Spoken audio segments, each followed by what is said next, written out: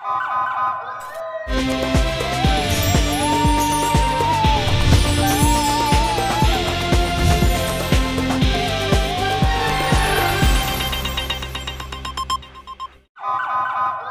पहले नजर डालते हैं अब तक की बुलेटिन। स्पीड हटा अदील हुसैन चांडियों की हिदायत पर जाए मंशियात और गुटखा के खिलाफ कार्रवाइयों का सिलसिला तेजी से जारी।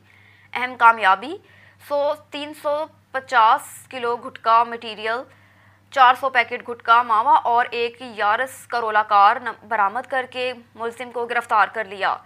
SHO थाना साकरो सब इंस्पेक्टर गुल हसन कचियार बमा स्टाफ ने दौरान गश्त साकरो बहारा रोड पे कामयाब कार्रवाई करके Yaris Corolla car number BTC 782 में गुटखा मटीरियल सप्लाई करने की कोशिश नाकाम बनाकर एक मुलजिम मोहम्मद फारूक वल्द मोहम्मद असलम को 350 किलो गुटखा मटीरियल, 400 पैकेट गुटखा मावा और एक यारस करोला कार समेत गिरफ्तार करके थाना साकरो पर मुकदमा दर्ज कर दिया।